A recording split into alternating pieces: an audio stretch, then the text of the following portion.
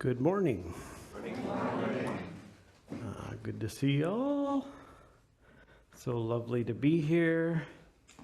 Hi, if you're far away from this room, we're still together. So sweet to be here. You know, I've been traveling for a bit, so I miss seeing you all. I've been away for a few weeks. I was teaching at many other places, and I saw a lot of wonderful, amazing people who do great and beautiful things. And now I'm just going to keep hanging out with people like that some more. So, pretty simple.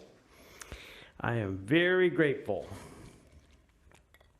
And it's sweet to be back here and just settle into the regular rhythm of my practice, which has been here for me for so long, you know, just coming for Zazen in the morning on the weekdays and just settling in and seeing who shows up in the evening and seeing who shows up on Sunday, seeing who I am showing up right now. Who is this? So I'm very grateful. And I'm going to give a talk today that I'm titling Ethics and Community. So I'm going to begin by just giving a very broad overview of Buddhist ethics, which is like an immense topic. So just kind of dance around with the whole thing.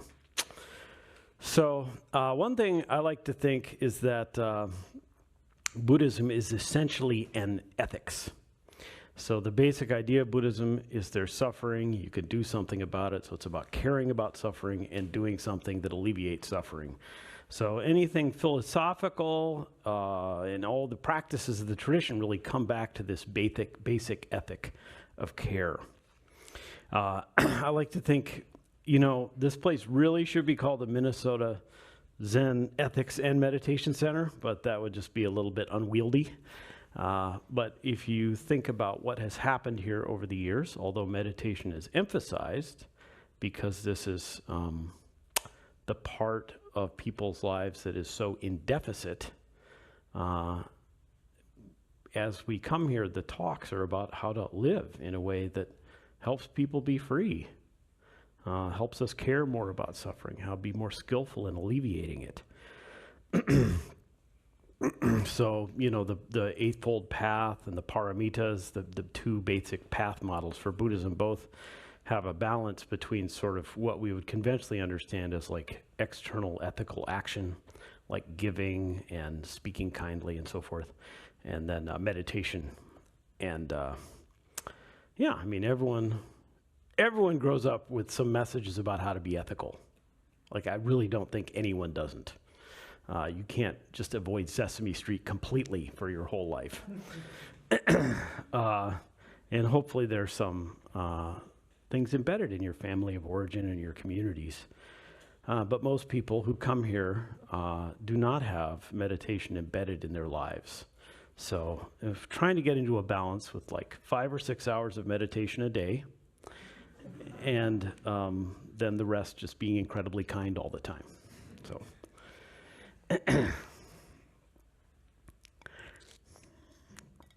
Really, if you make it half an hour a day, you're doing great. For meditation, that is. So anyway, one of the early, very early texts of the Buddhist traditions, the Dhammapada, which is a set of little phrases that are reminders. And one of the more well-known phrases in the Dhammapada is, do no harm, cultivate the good, cleanse the mind. This is the teaching of the Buddha. Do no harm, cultivate the good, and cleanse the mind. This is the teaching of the Buddha. So you see this basic, it looks like a dichotomy between ethics and meditation with do no good and do no harm, cultivate the good, do no good. That would be wrong. Do no harm, cultivate the good, and then cleanse the mind would be the meditative side, although these two actually, we can see, can collapse. So anyway, a lot of early Buddhist ethics in the early Buddhist traditions and the Theravada tradition are essentially about giving things up so you can be more free. That's actually, you know, the Buddha is just like the swiftest path to being completely free from suffering is to give up all your possessions, give up your home, give up your hair. I nailed it. So I'm still clinging to stubble, though. Give things up so you can be more free. And I think it's hard for people to understand. I'm not sure where we get the cultural message that you're giving things up for some other reason. But within Buddhism, it's very explicit. When you give up something like eating the flesh of animals or using intoxicants or lying, although those are pro-social things that help other things, like cows prefer not to be killed, I think. The reason is being recommended is because that will help you get more free. And this really does ring true to my experience. I've given up a lot of things and gotten more free. Generally speaking, in many, many, many Buddhist texts, there's a little formula for 5 things that are conducive to freedom from suffering. Nonviolence or non-killing, that's one. Truthfulness, non-stealing, non-intoxication, and a healthy sexuality or non-misuse of sexuality. So these are all things that as we give up unhealthy sexuality, lying, stealing, violence, we get more free. That's the claim. It has reflected my experience. All of these things each one of them is a vast web of possibility. So what does it really mean to not steal? That may seem really obvious, but do the things that we possess now, like this clothing that comes from an incredibly complex supply chain process in which people probably were working in textile plants at extremely exploitative conditions. I don't really know, but is that stealing? It's worth considering. Or truthfulness, how truthful are we really going to be?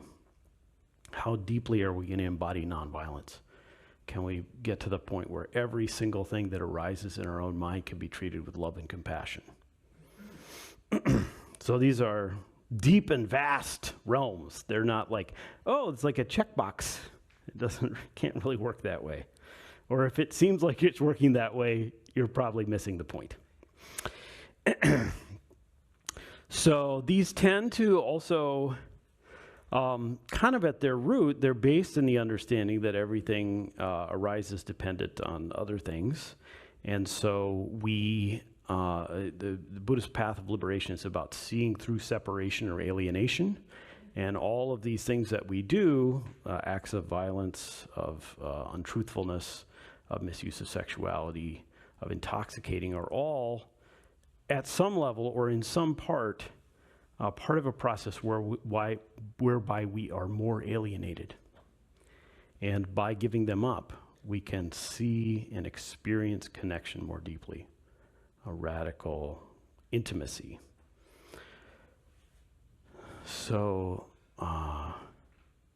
it's very easy to be alienated from harms that are in the world. So just seeing them clearly, that's truthfulness, and that's a way to get more free. So anyway, all of these, there's a whole thing in many Buddhist traditions where you have lots and lots of precepts. So for monastics, so we don't have these here, like our teachers take 16 bodhisattva precepts. Because I have friends who've taken 325, and I'm like, how do you possibly remember all that? So, the long lists of precepts that are taken in monastic orders in some traditions basically emerge from something bad would happen, and then they'd be like, oh, we need to make a rule to prevent this from happening again. And turns out people do a lot of harmful things, so the lists get really, really long. Anyway, that's called Vinaya or Vinaya, depending on how people are pronouncing it. We don't have to, we don't do much with that here. Anyway, we have initiation ceremonies here where people sew blue rakusu and they take vows.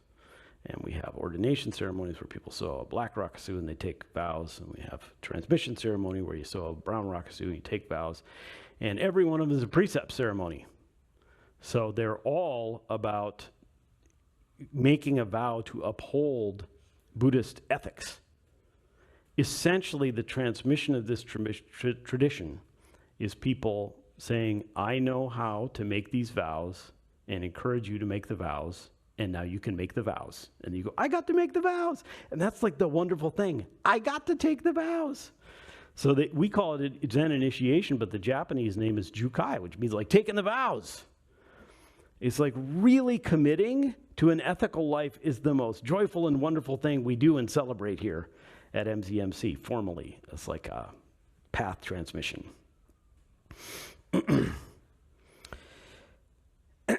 So anyway, that's like a lot kind of about precepts, early Buddhist understandings of ethics. You start to get like different views of ethics when you get into the Mahayana traditions that include all of that and then add some more. Why not?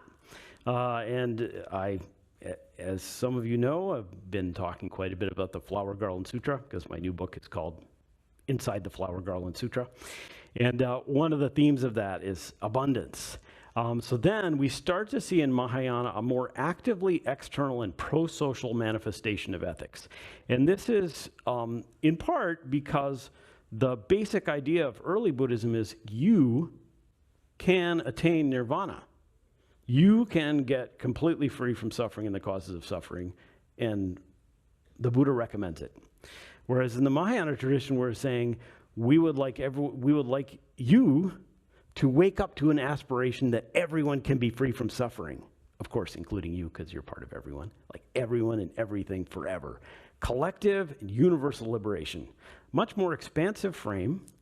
And like I say, these traditions, Mahayana includes all that giving up to get free stuff, but also we get, like in the Flower Garland Sutra, this massive Mahayana sutra, this like people whose practice is just feeding people or making beautiful things, studying science, freeing prisoners, all kinds of stuff that just looks like engaging in the world, but doing it in a manner where the aspiration is to free everyone's suffering, and we're trying to get as good at doing that as we can. So like if you're doing science, being like, I'm doing science because I want everyone to be free from suffering, which is probably not how all science is always done, I think. Not to pick on science. Same thing with feeding people. You could feed people, just be like, this will prove that I'm virtuous. That may have limitations. So this sense of abundant possibility and giving that pervades the Flower Garland Sutra and then later Mahayana traditions, I'm finding really inspiring lately in terms of like an ethical framework. And, you know, I just remembering thinking of like exploitation. The problem of ethics is one of exploitation that we see in the early Buddhist tradition, but also in the Mahayana tradition. And Robin Wall Kimmerer, the Potawatomi biologist and naturalist, has this great book, Braiding Sweetgrass, that many people here have read. And in it, there's a story of like, there's Anishinaabe community is harvesting wild rice up north, as they do every year. And someone from the community had gone away and studied engineering for a long time in like a Western university. He came back and he saw they were harvesting the rice, and he was like, this is so wasteful. You take the canoe and you go down the waterway, and there's all this wild rice, and you thresh it, and like half of it's falling in the boat, but half of it is falling back in the lake or in the stream. What a waste. And so he's like, we got to capture all that stuff that we're wasting, and we're going to make like he designed this catch-all thing that would go along the side of the canoe so you get all of the good berry, which is a common translation of the term menomen or wild rice. And Robin Wall Kimmerer is like, the whole process, we do it the way we do it because it helps us be in a sustainable relationship with the world that is based on feeling the abundance of the world. We're not like, oh my God, I gotta get everything. We're like, we got plenty. And the consequence, of course, is that you are planting wild rice every year while you thresh it. So this sense of like relating to the world in a way that's like trusting abundance is going to have a little different flavor from that. Like, oh, I need to give everything up to get free. Like, oh, there's all this abundance. Both are good. And, I was at the No Kings event yesterday. We had a gathering. There were about, I don't know if you know what this is. It was a lot of people who don't want to have a king in the United States, pretty much. There are other motivations. I think people who want to see people have access to health care, to have access to safe streets, to not see our community members being abducted in the street by masked men, to not have people being executed with no apparent, we have no idea why, in the waters off Venezuela. Things like that. People are like, we do not want to see this happening. We see something else that's possible. And so there were there were about 30 Buddhists who gathered to walk together at this thing. And then I've heard from many, many other people from MZMC who were there, but not in the big group. And it was just the sense of abundance, and the driving sense of abundance and care that was palpable in that gathering was quite wonderful. People just like, we love each other. We want to trust each other. We kind of do trust each other.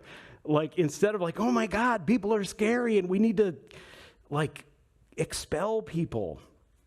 So something about this ethic that emerges from a trust in each other, from an abundance of goodwill, realizing we have the resources to feed people. We don't have to come from a scarcity mindset and hoard wealth. Very beautiful. Very beautiful.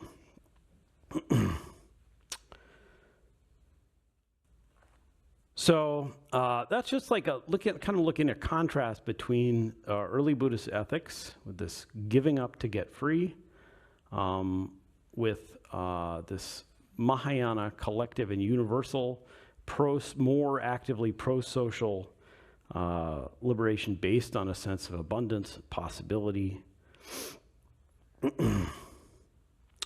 Pervading both traditions are some themes that come up again and again that usually, like if you get a book on Buddhist ethics, it's probably going to be about the precepts. But that's actually far too limited in understanding, I think. So we see dana, giving, generosity, pervades the tradition at every layer. Why? Because when we give things up, one, we get free of our clinging. That's the main reason that's given. Two, we support other people, which is nice. And three, we can be generating this sense of abundance and goodness, which allows us to feel a world of abundance and goodness. So dana, generosity, giving, compassion. You may have heard that around some Buddhist circles. Compassion is an ethic. Courage. Courage to just do difficult things. These are ethics that pervade the tradition. So I do think that meditation, as we do it here, is an ethical act, or if it isn't, I'm encouraging you to find the way that it is. So the basic idea of Zazen is to sit down in the liberation of all beings for the liberation of all beings. That sounds pretty ethical. And you might think, but how does that work? All that stuff. Okay, that's fine. I get that. There is a matter of trust and faith. My experience is that a lot of people who practice meditation in this way, where they go, I'm meditating because I want everyone to be free from suffering, both find themselves more free from suffering and find themselves doing things conducive to freedom from suffering, including the meditation, which helps them to do things, other things, like sleeping.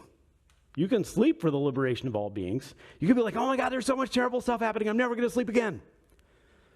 That's going to last you a week or two, if you're lucky, right? So there are many, many aspects of our lives. Can we meditate for the liberation of all beings? Can we eat for the liberation of all beings? Can we get up and walk slowly around the room for kinhin, for the liberation of all beings? And then after the service, oh wait, we do the service for the liberation of all beings, and all the language is about liberating all beings. And then we can go clean. I get to sweep every once in a while when I'm lucky. Wonderful. So I think people think, oh, I'm going to meditate and then I'll go do some bodhisattva activity. Sorry. It can all be bodhisattva activity. You wake up in the morning and like, wow, possibility.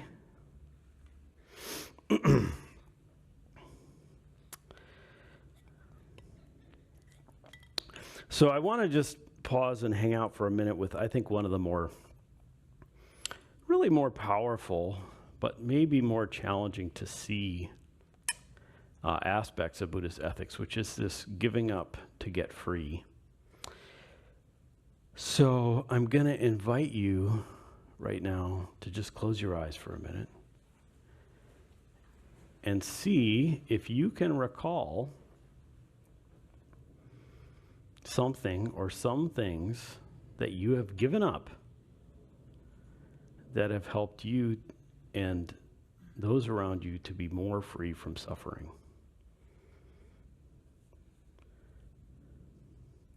This really could be just about anything. So some people may have a challenge finding one thing. Some of you may have a long list.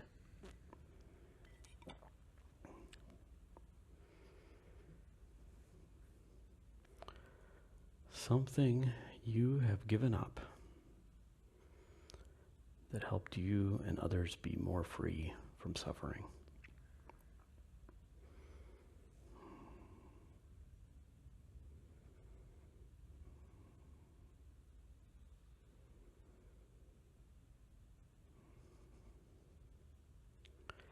And if you think of something, just see if you can settle into what the feeling is when you think about, if you remember giving this up or think about giving it up and you think about the freedom, think about the impact. Just let the feeling of that arise and be seen.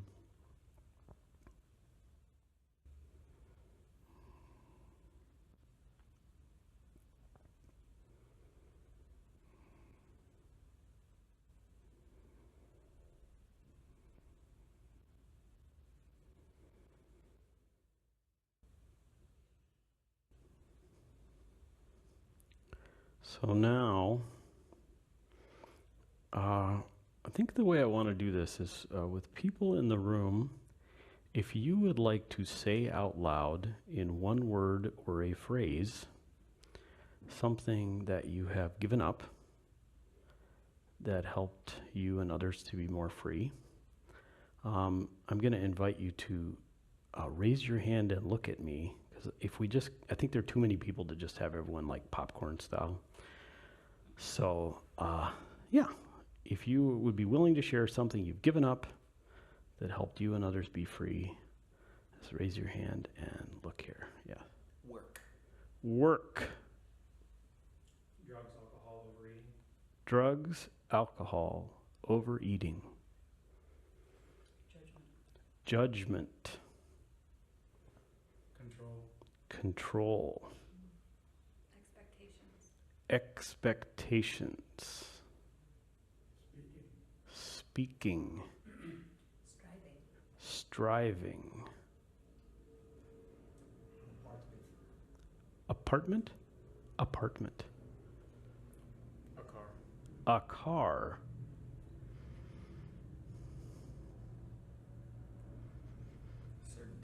Certainty. Social media. Eating meat.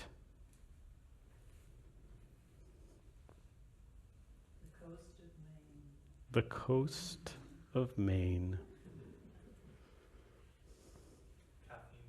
Caffeine.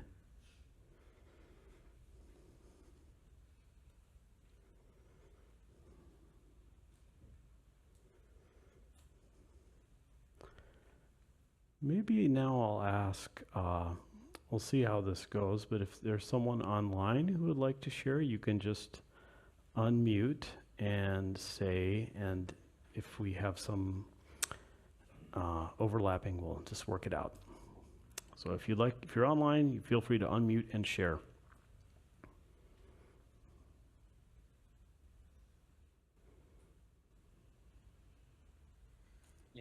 All derived products.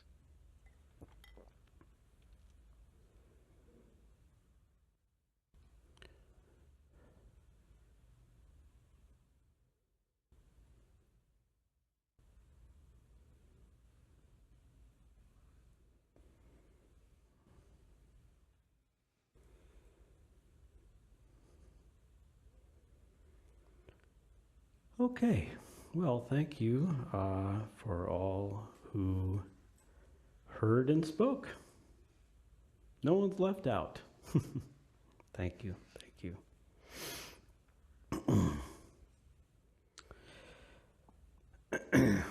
All right, so I'm gonna move forward here.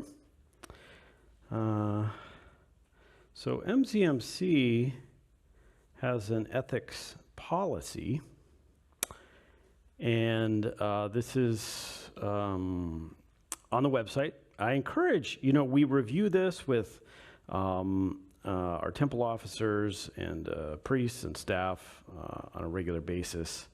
But it's really good to know what it is. It's on the website under the About tab. It says Ethics Policy, and there's an Ethics Policy Grievance Process. So the Ethics Policy says what are the sort of boundaries of behavior that are allowable, and then grievance process for if someone reports a violation. And, this is to keep our community safe and inclusive, because people do harmful things, and then people are harmed, and it can be really damaging. And this is not uncommon in any kind of institution, definitely not uncommon in Zen practice communities.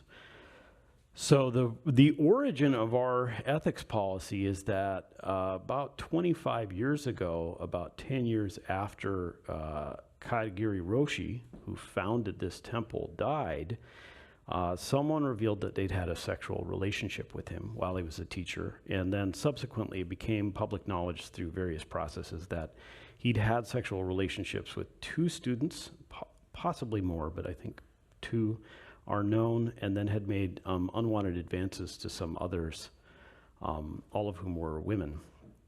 So this was, really traumatic for the institution. And one of the good things that emerged was an ethics policy, which is a very good thing for a place like this to have.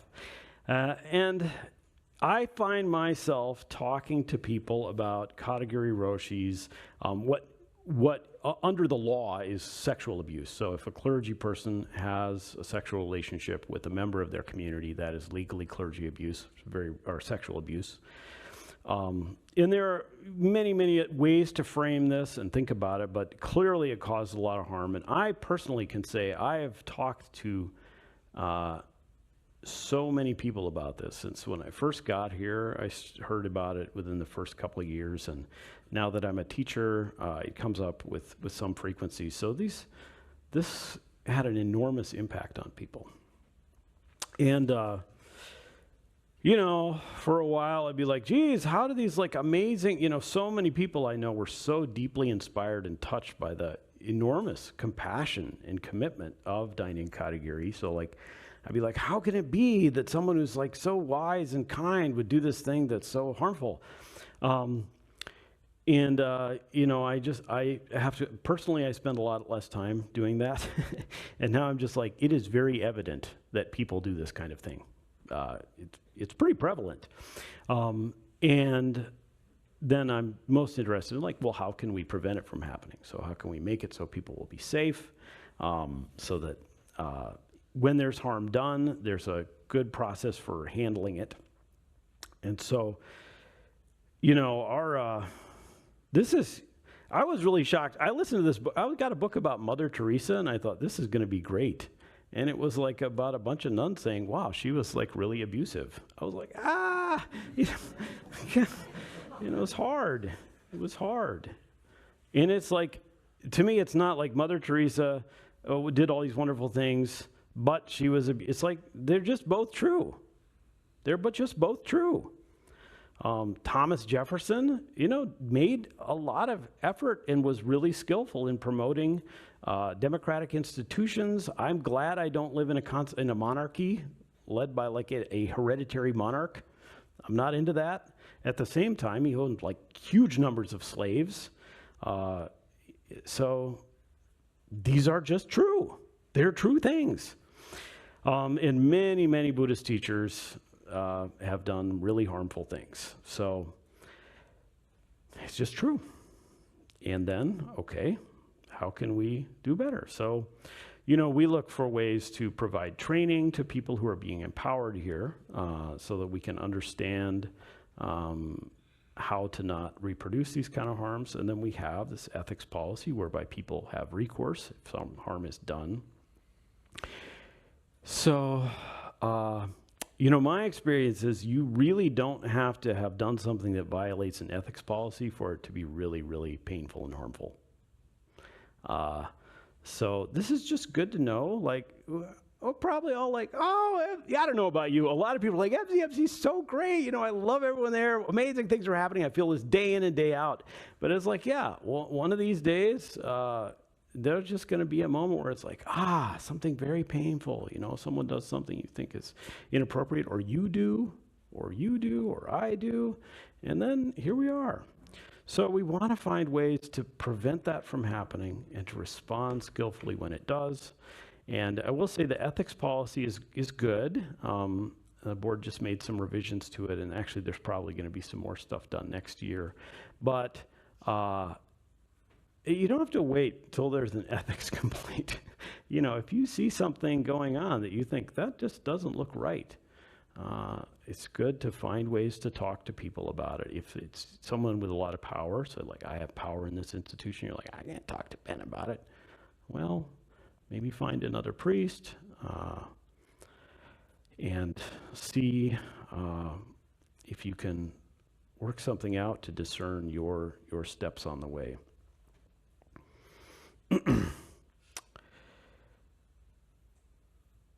So,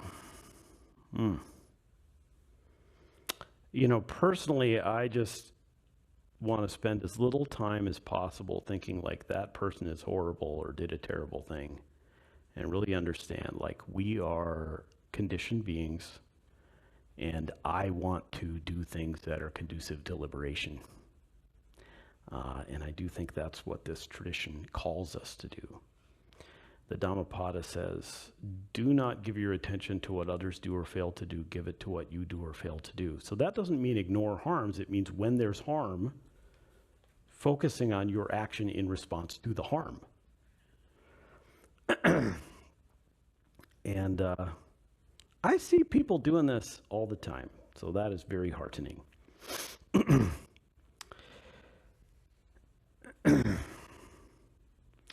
So I want to have one more section in this talk, which is called, this looks fun, Unconditional Buddhist Ethics.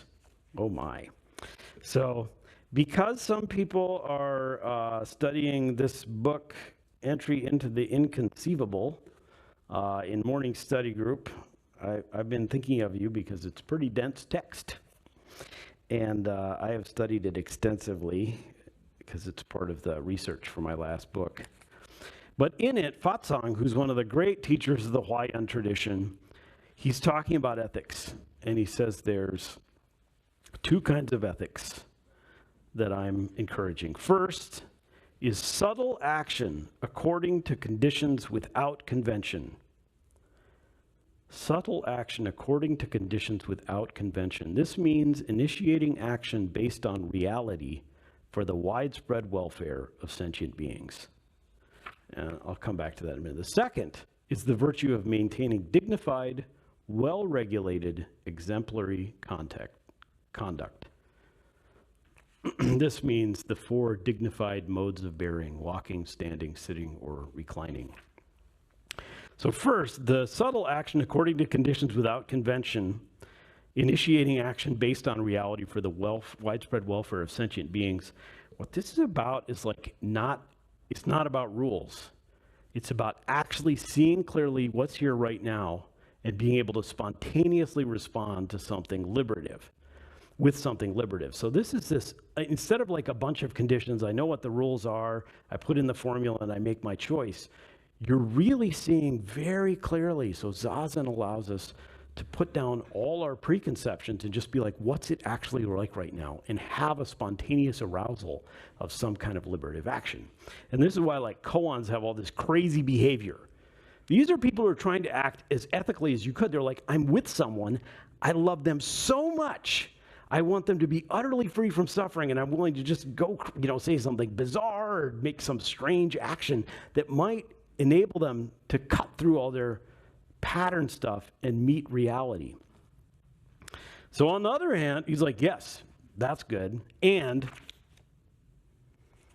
the virtue of maintaining dignified, well-regulated, exemplary conduct. That sounds like I know what the norms are of this tradition, and I'm doing them. Not killing, not stealing, not lying. But people say, so not lying, that's a precept, right? And yet, the example I often give is my colleagues at Shir Tikva, which is a Jewish synagogue about 2 miles from here, housed people who are in the country illegally for like a year, a whole family. And I'm pretty sure that their method of doing it had to involve some kind of deception, and it's because those people were facing deportation in circumstances where they would have faced profound bodily harm. So you don't have to go to 1940 Western Europe to find opportunities where lying to protect people might be the most appropriate compassionate action. So anyway, we get this unconditional skillful means. So I've been talking about an ethics that has a lot about sort of like understanding this, understanding that, which is great, totally included in Fatsang's formula, but also something way beyond that. So people throughout Buddhist history have been like, wait a minute, we're missing something here.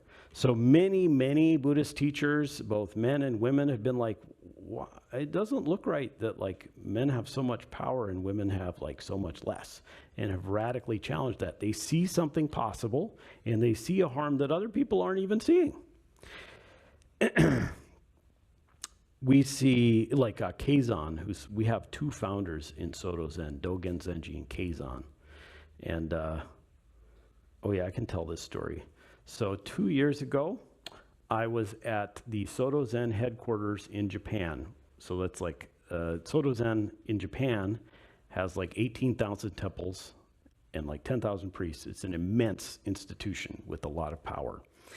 And we were there with a lot of Westerners and then a lot of people from Japan for this talk that was going to be given by Galen Godwin, and she is the abbot of the Houston Zen Center and the president of Soto Zen International.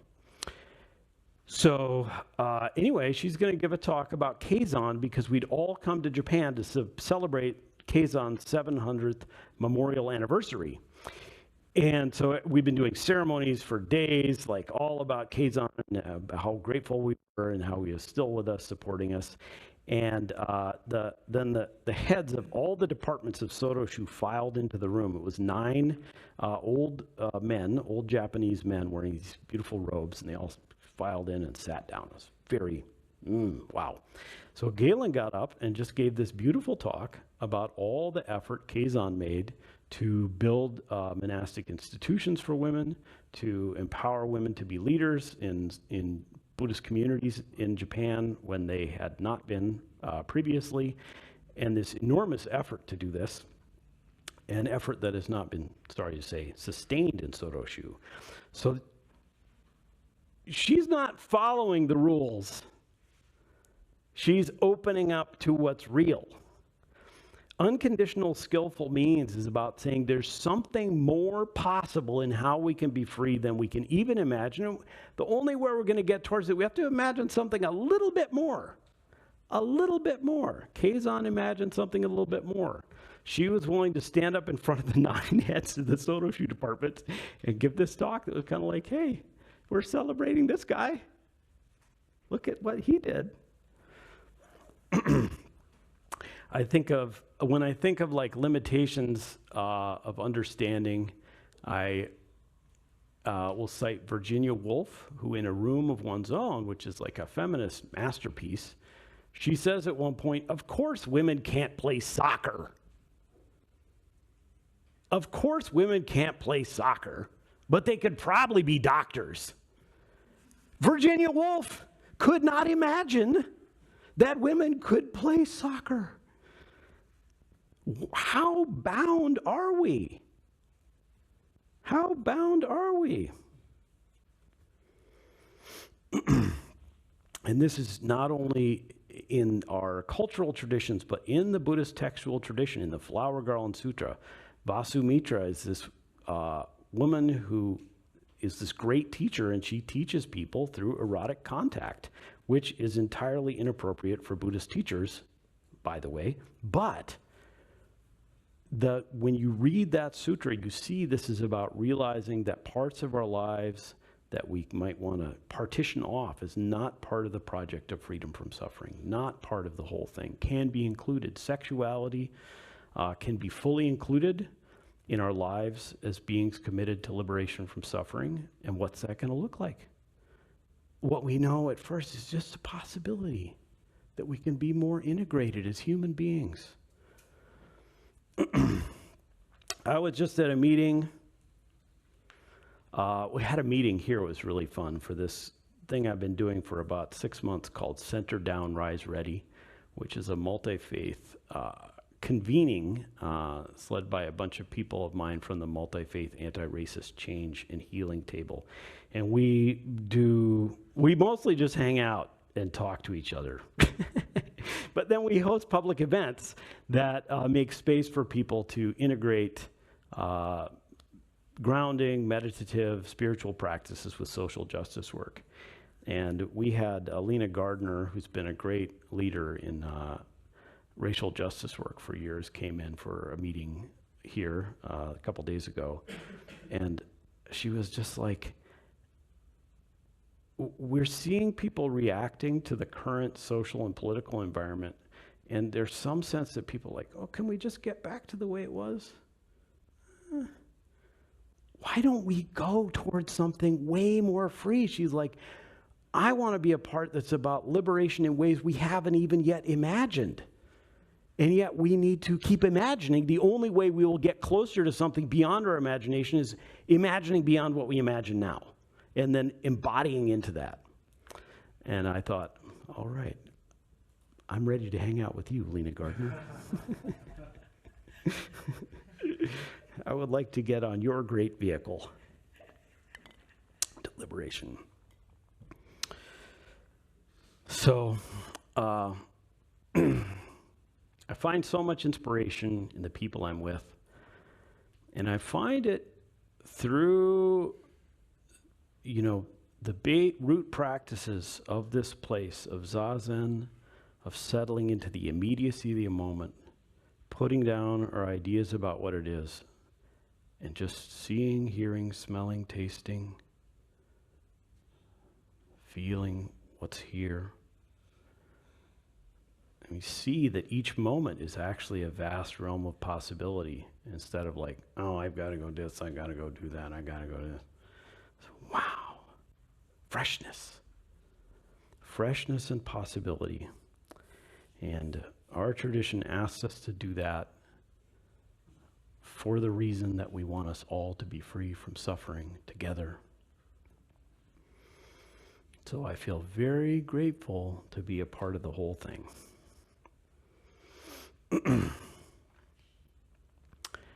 All right, thank you for listening. And I would like to make some time for other voices. So, brief reflections or questions are welcome.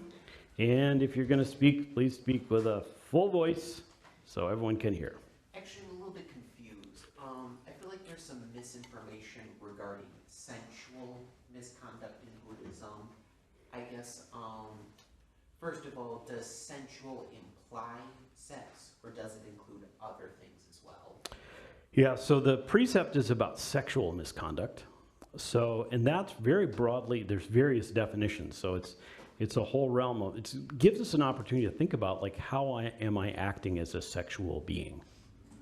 And that's, I think, just great for anyone to think like, is what I'm doing healthy for me? Is it healthy for other people? Sensual is a different thing. There's a lot of teachings in early Buddhism that are about being sort of very careful with sensual pleasure because we tend to get attached to it very easily. And then in the Mahayana, you get this kind of response where it's like, well, can we feel abundance so much that we can sort of completely enjoy sensual pleasure without clinging to it? So, but it's a deep and broad well of practice and inquiry. So it sounds like there's some disagreements between Theravada and Mahayana on what it is and how to tackle it. that's true, yeah. Mhm. Yeah, for sure. Yeah, thank you. Yes. Okay, so you said that MCMC is an ethics organization, but it's not a political organization. So I'm wondering, how do you find the line between ethics and politics, both on an organizational level and then also on a personal level as a teacher? Yeah, great question. So yeah, what does politics mean? I mean, the thing is, politics has a range of meanings. So I don't engage in, MZMC does not engage in electoral politics. That is one, to me, it seems like we have a pretty clear shared line on that.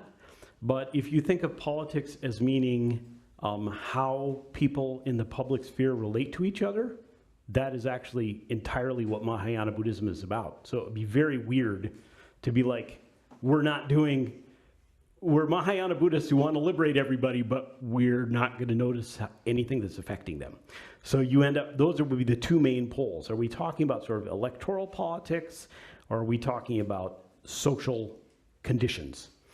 And I find much rich discourse in Buddhism about how to address social conditions and how we relate to them as individual agents and how they impact us.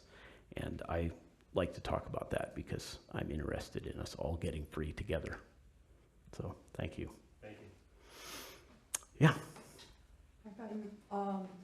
I'm interested, you made some reference into sort of, I don't remember your exact words, but skillfully handling it when somebody has done, a bad behavior or whatever. But I always think that's such a, that there's so much potential there, and sometimes I don't know what to do with that, but if you, everything from like, maybe you've had a relationship with somebody that did something bad, but you don't want to vilify them, but you do, like, what, do you have any instruction, or can you reference anything that would be helpful for thinking about how to handle it when you don't want to condemn someone, but you want to hold them accountable in a way, but what you really want is for them to be in a better place.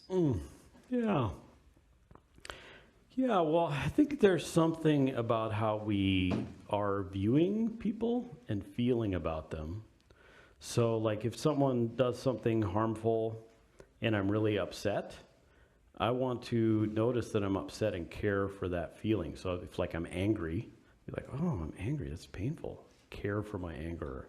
Or if I'm like, oh, they got away with that thing and they got all the money and I'm envious. Well, that doesn't happen to me much, but it could. I'd be like, oh, this is envy. What's this feel like? So whatever the afflictive emotion that arises, that's, our root practice is know what that is, care about it. And then it's like, okay, well, that feeling is there. And then this person is here. And then it's just like, yeah, they're just a sentient being like me. What could I do that would help everybody? So, it's like these kind of questions produce very general answers because, as Wendy Gyoku Nagao says, life is not a generality. So ultimately, you come down to a finer point, but starting from just like, okay, I'm going to take care of my own emotional response, my own cognitions, and then just discern as best I can what in this whole situation would help us all be more free. Is it extracting myself from the relationship? Is it calling in someone who can, do I need to call the police? Those kind of questions, or is it what? So anyway, it's a rich one. I wish you luck. Yes. I don't know if this is useful, but the central idea in nonviolent communication is that all, bad or undesirable behavior arises from feelings that are derived from unmet needs. And to get compassionate for that behavior, understanding what those feelings and needs are, what is it? Yeah, that's a very, nonviolent communication has a lot in common with Buddhist psychology, probably not an accident. One thing, though, that would be a little different is that Buddhism provides 3 poisons: desire, aversion, and delusion. And desire and aversion are affective or emotional, and delusion is cognitive. And actually, I think it is evident, but also it's the Buddhist teachings say, and I think it's pretty evident, that people actually do harmful things without any afflictive emotional content just because they don't understand. So we participate in systems that are harmful, a lot of times not out of any kind of emotional energy, but just we don't know the impact of what we're doing on other people. So that is a great framework, and then I add like another layer. Yes. Regarding the statement of Virginia Woolf, you may have mentioned it, but what was the context regarding soccer and becoming a medical doctor? Well, she was just saying women can do a lot of stuff no one's acknowledging. Like there were, I think in England, I'm guessing, there were no women who were medical doctors. Or maybe there were, but people didn't think they really could do it or something. So she's like, look at how, women can do all this stuff. But they can't play soccer. I mean, of course. So it's just like seeing that she could see possibility. She's trying to open us to possibility, and yet the conditioning, the delusive conditioning that she had limited just how broad that vision could be. And that's how we are.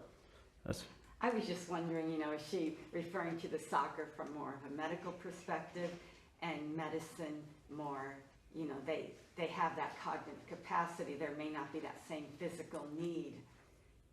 It may not be as much physical work, whereas with soccer, it could be. Do you know what I'm saying? I think she probably was thinking about physical limitations of women, which they don't have, yes, as evidenced by many. I'm just first trying to understand the context. Oh, why she said, I think it probably had to do with physical limitations, which she believed women to have, yes. Okay, thank you. At least the context is so important in being able to then analyze and assess. Thank you. Yeah. Read the whole book. It's great. Okay. You get the big picture of the argument. Well, I wonder, it seems like maybe we should wrap up. We have arrived at a good time for that. So, yeah, I'm going to thank you all, and I'm glad to be part of this whole thing with you.